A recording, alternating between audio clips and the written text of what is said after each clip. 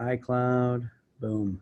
All right, good morning. What I want to talk about today is making sure we're taking advantage of our tools, right? So what I want to do is I want to talk about the cost of a 1 foot level. Sets about this big, can fit in your laptop bag. It can also be used. You can also pretty much even keep it in your pocket if you wanted to. And it's not going to really make much difference in the world. Not much bigger than your iPhone itself. Matter of fact, your iPhone even has an app that will show basically show a level on it. So there's a lot of tools out there that we have or could be utilizing that we're not. Sometimes when we get into presentations, we want to try to make it all about the product, right? We want to make it all about how much better our product is than other products. And I know I state this, but it's so easy to go back into the commons, right? Somebody tells you that they can get it done for $5,000 and you're 15 grand, right? Or somebody says they can get it done for 10 grand and you're 20 grand, whatever it might be, means that at that point, if they're comparing you, means they don't see a difference. Means they think that you're the same thing and you're a commodity just like everyone else is, right? So, earlier today, I was talking with a rep, and the rep had shared with me that he was on a project and he was around 8 grand, and basically the homeowner was at 5 grand about what they were willing to pay, and they had an estimate for 5 grand, and that's all they were going to pay. They were going to pay nothing else, right? And he said that all he cared about was price. So I looked at it and I'm like, wow, it makes a lot of sense. And, for instance, I wasn't there, so I can't tell you this would work or not work, but my best judgment tells me it probably would have, right? So I asked a couple questions. I said, well, what did the guy do for a living? He did like title work, and also on the side, he restored old cars, right? So I started thinking about it. I'm like, okay, well, let's talk about that car real quick, because obviously, what kind of cars did he restore? I guess what was the last car he restored? He said it was like a 98 Oldsmobile. Okay, so 98 Oldsmobile could be a pretty nice car, I guess. So I guess when you look at restoring an Oldsmobile, some of the questions I would have asked at the very beginning is to set myself up later so I can show a difference. Is literally, well, let me ask you, when you're going to renovate a car, what types of things do you have to renovate generally on average? Do you have to redo doors? Do you have to redo seats, upholstery, redo radios? What is it that you got to redo? Is it engine work? Is it, transmissions? What is it that you got to redo? Windshield wiper blades? What is it? And so the rep didn't ask a lot of questions here, right? Which would have been some really good questions, because if you think about it, right? If you take just say a door panel, for instance, if you're going to redo a door panel and you like restoring cars, and you're going to go buy a door panel, if you're going to buy a 98 Oldsmobile, number one, would a 1990 Oldsmobile, would the same door panel work on a 1990 Oldsmobile than it would a 1998? More than likely that answer is no. And then let me ask you, would a Chevy Impala door panel work the same as basically a 98 Oldsmobile? Probably not. They're two completely separate things, right? Because even though like a lot of customers try to treat things like commodities, if we can do something, try to make it make sense to them, then it no longer becomes a commodity, because it'll start clicking in their brain that not everything's equal, right? If they try to think about it like that, then you're going to be in a wrong track, right? Because again, if I buy basically a 1997 Malibu like door panel, and I try to install it on that basically Oldsmobile, and it doesn't fit, it doesn't really matter how much or how little they're selling it for if it's not going to do what he needs it to do, right? So again, it rolls right into a lot of the same things we talk about. So the question I asked is, tell me about your inspection. Sounds like to me we didn't create enough difference in what we talked about we were going to do compared to what we should have been talking about, right? So I said, did you use a 1 foot level? He goes, no, I didn't.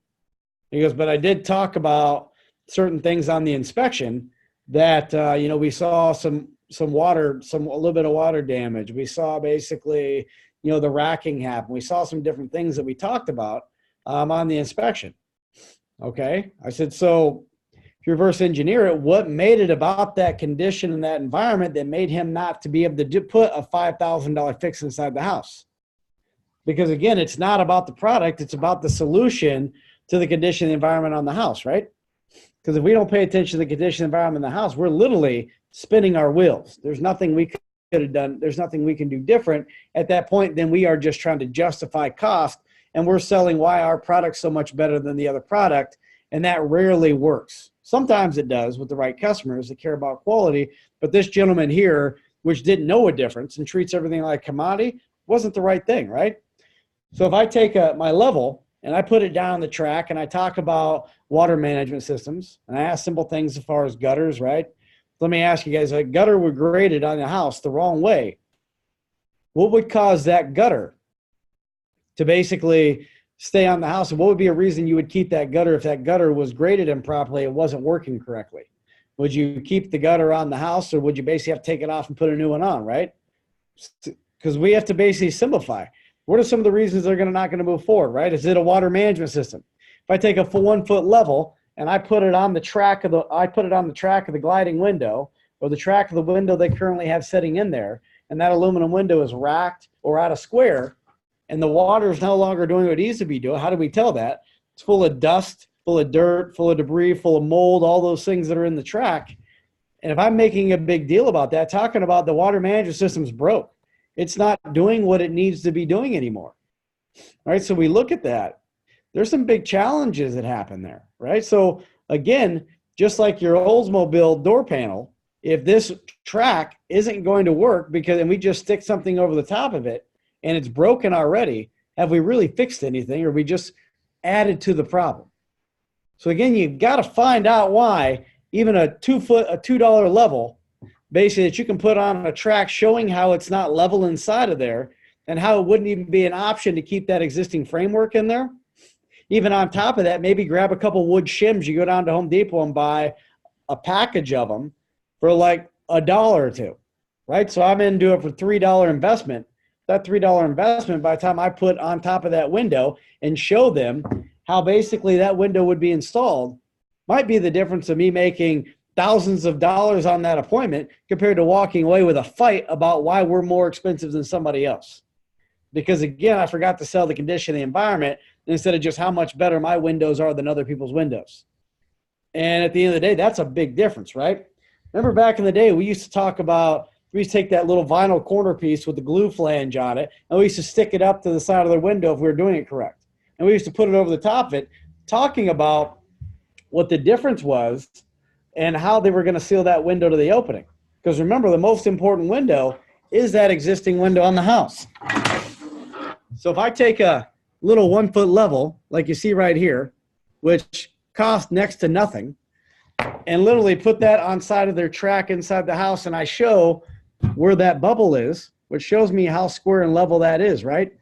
And as a water management system, if I grade something just a hair, just a 16th inch off to the left or a 16th inch off to the right, that can be the difference on how that water flows and where it goes to, right? So think about like a raindrop. If I'm thinking like a raindrop, and obviously aluminum, so I'm graded this way a little too much, or I'm graded this way a little too much, that water is going to flow the way of the grade, right? And if it's backwards or it's humped or basically that track is bent, we know that water is not going to run through that track. And knowing that the new window is only glued to the wall, and we're dependent, the only water that the new window is catching is the water from the outside surface, nothing that's getting back behind the stucco or nothing that's getting back behind the silicone. That's all dependent upon the existing window itself. And by the way, you buy cheap silicone, it's permeable, which means it breathes. It's also watertight to an extent, but it will sweat. So we'll let water back in that old frame. And think about it. Even if I'm covering that window up, condensation happens, right? When it's warm inside and cold outside, water creates on that condensation because aluminum is a conductive material, right? Just like a fence early in the morning, just like the outside of a aluminum extrusion, it's going to basically have water that sits on in the morning because when warm air touches cold air, it rains. That's that condensation side. So we've got to make sure when we're figuring out how to basically set this track and we're putting the window on the track itself, we want to make sure that we're setting ourselves up on why keeping that existing old window frame in there is or is not a good idea. Because if it's not a good idea and you put a window over the top of it, just like the door you would get from the Chevy Impala that wouldn't work on that 98 Oldsmobile, if it's not going to do what it needs to do, does it really matter how much or how little it costs if it's not going to take care of the problems or conditions you call us out here today to take care of? So you have to put it in a scenario like that. Same thing happens with a 2-foot level on doors, right? This little thing, again, not a whole lot of money it takes to invest into one of these things, but tools make all the difference in the world, right? If I take a door and I put it on my door track, if I put it on the side jamb of the door, if I take it on a swing door and put it on the edge of the door itself, and I'm watching where the bubble's at, again, that's telling me if that's level or out of square. I put it on the seal track, right? I put it on the track of the seal, and it shows me how that's humped or basically not level anymore. Again, that's water management issues. So sometimes I know it doesn't rain here that often, but when it does, and it has been a lot more lately, we need to make a big deal about that, because you don't do windows just on when you need to have them done. You need windows for the extreme weather. So that way, when basically you do have it, then it's going to take care of you when you need it to, not the everyday life, right? Because sometimes you have windows that have been sitting in people's houses 20, 30 years. But unfortunately, when you put a new window or door on top of it, that could make all the difference in the world on why you start having problems from that day on. So we have to make sure we understand what our condition and what our environment is we're dealing with. So when we buy our 1-foot level and we put it on the track and explain to the customer, we wouldn't recommend putting anything on top of this because, again, your water management system isn't working correctly. And I don't know if you know it, but let me show you my old vinyl corner piece, right? You know, that one glue flange, and show how the caulk is actually stuck all the sides. If you've gone out and grabbed that or gone back and grabbed your old one you used to use in your old kit, I know you all had it. Basically, so when you put that corner piece on top of it and you show how the new window goes over the old one, grab yourself a box of shims and show how that wood shim is going to sit underneath there on top of that old aluminum frame, right? And if you cover up wood in warm, moist, dark areas, eventually that's going to rot, if not grow mold on it itself. Next thing, if you're trapping water inside of a track and allergies happen to be a big deal for you, what are you encapsulating in between your old window and your new window that now you just can't see? And every time water and moisture hits that track and it rains, that's bringing that stuff back into the air inside of the house because you never stopped it from coming in. The only thing you did is put a plastic basically L piece just sitting below the window to seal over where that old track is to hide it from even being in there. So it's not just about glass loss, not just about basically water management system. It could be about allergies. Figure out what the reasons and conditions environment you in there are, right? As we talked about that analogy, you get a guy and you make things make sense to him, even if he's a tightwad. But if he knows in his mind, he can relate this to the fact that when he restores cars, that a certain door panel or a certain seat or a certain dashboard or a certain radio system is only going to fit in the car that it's designed to fit in and nothing else. And it doesn't make sure that it's going to meet that requirement or take care of what they need to take care of, or it doesn't matter how much or how little they're selling for, it's a big deal. As I'm going through there and I'm inspecting that window, I need to get them to agree in the inspection with my little 1-foot level here. Again, showing where the bubble's at, explaining on and get them to agree why leaving that existing frame isn't there in a problem, right? And if you remove the existing frame, now what challenges come into place, right? Again, if it's not permitted, if it's not flashed correctly, if it's not dried in, you could create a bigger problem, which is why most companies won't touch it, than if you left it inside of there. But the problem is, where your window isn't doing what it needs to do, let me repeat that. The problem is, if you take out an old frame and you don't know what you're doing, you're just trying to do it to fit in now, and you don't flash that in correctly, you're going to cause more problems than you even had before. So again, making sure that these jobs are permitted and taken care of correctly and signed off that the installation is going to actually put you in a better spot, not a worse spot. That's why it's so important to have employees of the company do this type of installation, because they do it every single day. It's not something they just started doing yesterday or last week or using illegal methods to take care of it. So again, you've got to sell the reason on here's what needs to happen. Here's why we're the best qualified person to take care of it. Here's where your solution is. So we're correcting the water management system. We're using the ice and water shield. We're flashing it all in. We're making it basically operate and being taken care of just like when the house was built. So we know at the end of the day, the solution is what they're desiring to be taken care of. And it's addressing, again, the fundamental reasons on why our $2 level basically showed them that nothing else is going to be a fix inside their house. And you can fight all day long on why the solution is the solution and why it's more money if you're different than the rest of the competition. But if you walk in there and you start swimming to see a sameness on the installation, and it's just about having a better product, well, I don't need the Mercedes. I don't need the BMW. I don't need the Ferrari. I don't need the Tesla, right? I just need something that's better than what I have, because anything's going to be better than what I have.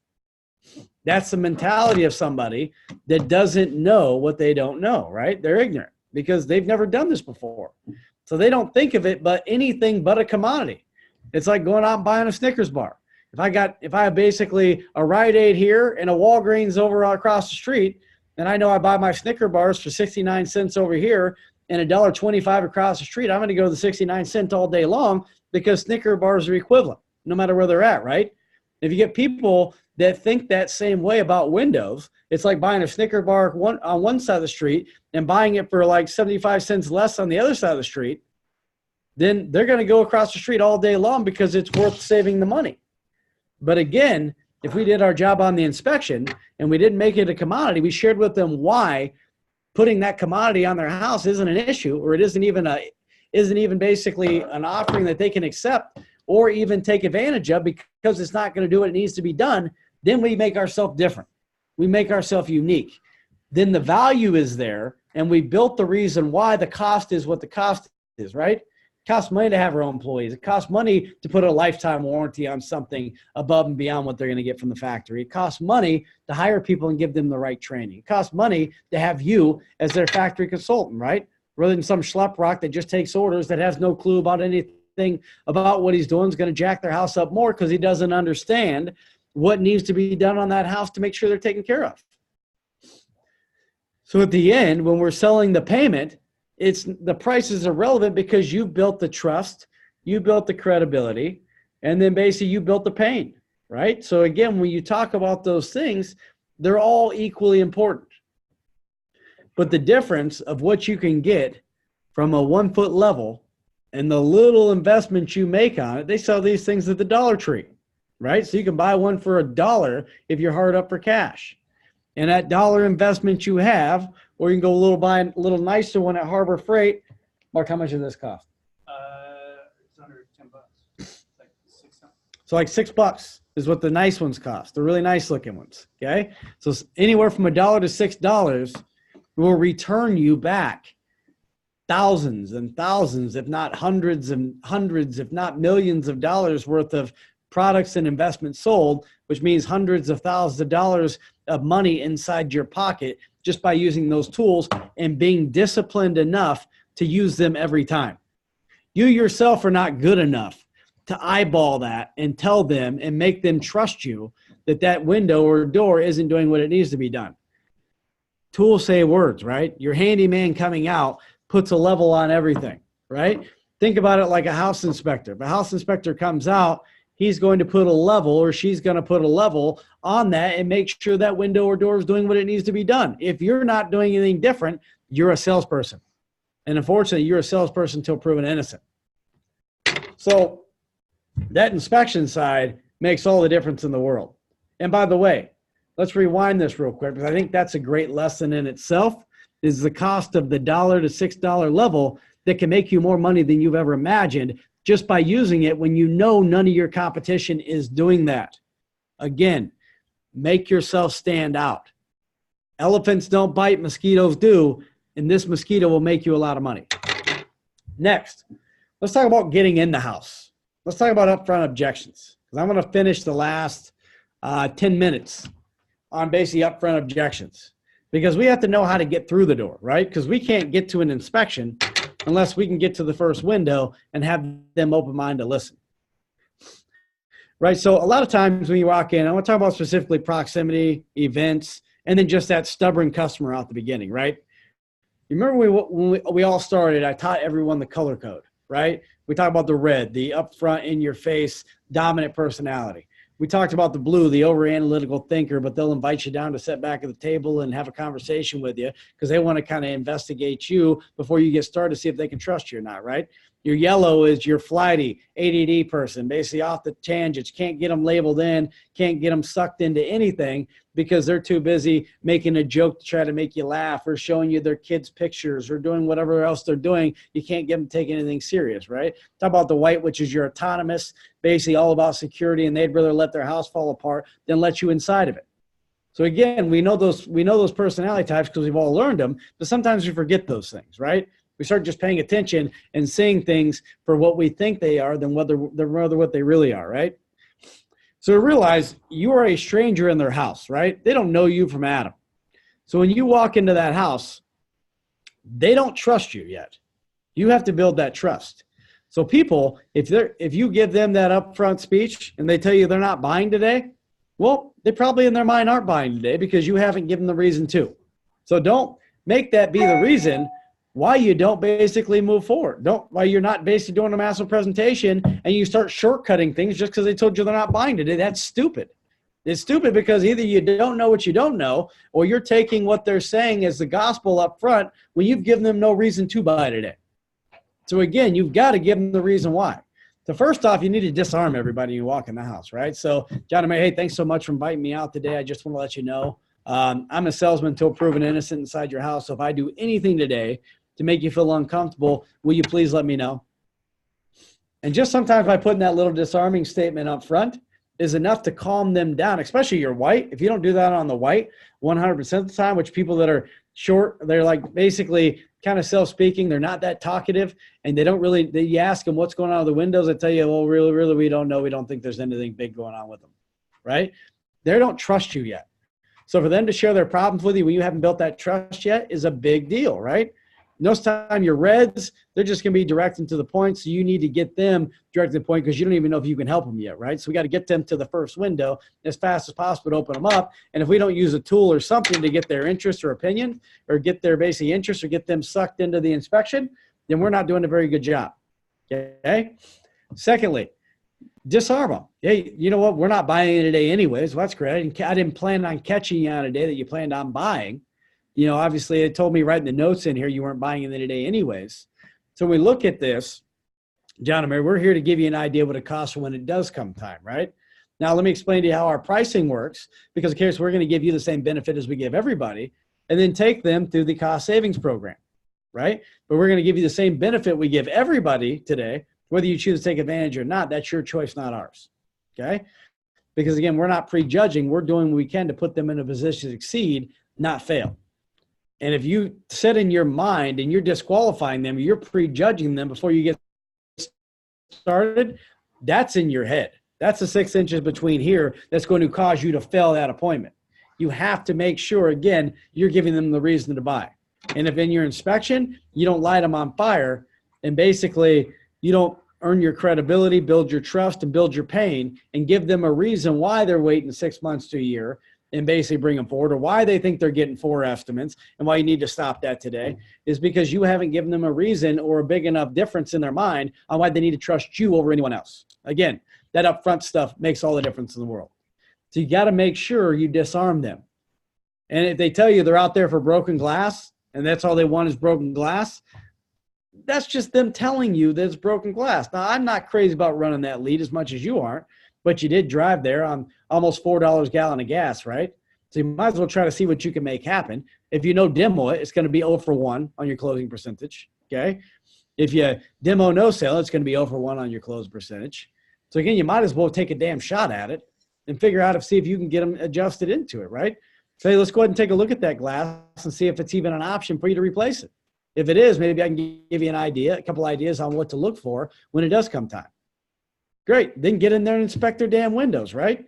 They're looking for the cheapest fix, but ask them. Let me ask you, even though windows might not be on the top of priority right now, is this something eventually you're going to get done sometime in the future? And if you did do it, what would be the reason? Would it be an energy efficiency? Would it be operational reliability? Would it be basically to prevent this from happening in other windows? What would it be? And then it gives you a stance to get in there and start explaining something about the window to at least get to do an inspection on the first window to get their trust interest gained into it so you can continue to keep moving forward. But you got to find the reasons on why to present, not why to back off. Never find the reason why to back off, because you might crack that hard candy shell on the outside of it, and you might just get a bigger ticket, and you might get a better opportunity just by fighting your way through the first window inspection. If you can't get interest at the first window inspection on the inside and the outside of the house, then maybe you don't have an opportunity. But if you do, and you can get their interest one more time and show them how replacing their window is pretty much putting a Band-Aid on it, and Einstein's definition and Sandy's repeating the same thing over and over again, expecting a different result, and you got bigger problems and conditions here you probably weren't even aware of, right? Looks at the cracks of stucco. Look at these things. We don't get to this. Man, you might have knee wall damage. There might be other things on top of this that we need to be taken care of that you don't realize need to be taken care of. Would you agree? Let me ask you, is this a project that you think you would tackle at least in the next 12 months? So it sounds like to me we'd agree these windows definitely need to be replaced, if not now, sometime in the future, right? Great. Let's talk about utility savings. Let's talk about other things in there that can get them motivated to move forward. Because again, if you don't light them on fire in the inspection, maybe it's design they don't like. Well, we've been hating the design of this window because there's a big bar in here. Well, what do you dislike about it? Tell about a time when you had friends over, you looked through the window, you couldn't take it. Put them back in a slice of life. What were you doing when you found out this window wasn't operating? When did you first notice this glass was fogged up? How did it make you feel, and what did you do to fix it? How many hours did you do it? Did it make it worse or did it make it better? Get into the questions. Get into pulling them into the information. Get into your inspecting with tools that is going to make a difference in your presentation. You know, basically the average cost for replacing a glass pack is in there between $300 to $600. If you're going to spend $600 on putting a Band-Aid on it, that's already a quarter of the cost of getting it done right, if not half of the cost, depending on what window you're lying, to replace their windows to make sure it's done correctly. But you got to find the whys, not the why nots.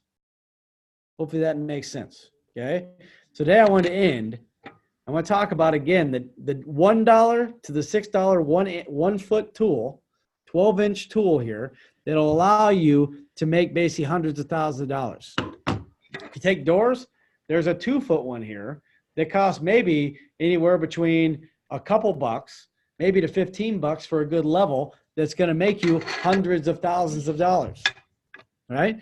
Understanding your upfront objections is just a stall, is to prevent you from looking because they're scared what you might find. So getting to the first window to inspect, or at least taking a look at the window that they want the glass pack replaced on. If you don't at least get to that first window and try to share with them why they might need to replace the window and not just put a piece of glass back in it to cover a Band-Aid, you haven't done everything you can do. And if you don't treat every lead like the last weed to feed your family for the next 2 weeks, you're not giving it everything you have inside that house. I would personally go in every single lead I went into it. I know it's not about I, me, my, but I would personally go into every single lead I'd walk into, and I would always find a why, not a why not. Because at the end of the day, I'm invested. I drove out there. I've got nothing to do for the next 3.5 to 4 hours. I'm going to make something happen, and I'm at least going to get a price or a payment in front of them and try to push them on buying a payment. Because remember, the person changing the glass out might not have enough money in their mind to do all the windows, and they don't even know financing an option. So think that in your brain. Don't ever disqualify them. If you haven't shared with them all the option, help them buy. You help them not buy because you felt like you were in a good situation to get a yes or no. That's not correct. You have to make sure you find their why. And it starts with basically getting in the door, setting yourself up correctly and selling the appointment. After you sell the appointment, then we're selling the inspection and the why and why nots. Things might or might not work based on the condition, the environment. Not when I get down to the end of it and I take them window shopping, talking about how good basically Duracast is, or how good basically Enduraclad is, or Enduragard, how good basically our polymer systems are over everyone else's. Then we're just selling product. And if you're just selling product, you're not going to be successful. You would be successful in short stints with the right customer. But for the masses, that puts you at about a 25% close, which is why some of our numbers have dropped down, because we're selling the window and the product, not the pain and the solution based on the conditions, environment of the home. Remember, condition and environment is more important than product by itself.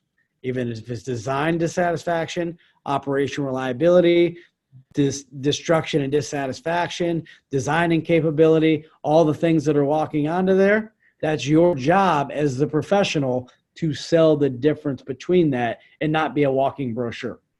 Don't be a walking brochure. Be a window inspector that's helping you with the right tools make the money you need and deserve. Remember, you don't get in life what you expect. You get in life what you negotiate. With that, guys, have a great day. Hopefully these are a few nuggets to make it. Remember, an amateur practice to get it right, a professional can't practice to get it wrong. If you're taking a minimum of 10% of what you make, investing it back into it, I would say $1 to $4 investment if you don't have one of these in your bag should be the first thing you run out and get before you even make it to your appointment today. And if you don't break this out every single appointment, I'll repeat that, every single appointment, you're not doing everything you need to be doing to be successful. All right. Have a great day, guys. Love you. Hope you, I'll see you guys on the board. Have a good day, guys.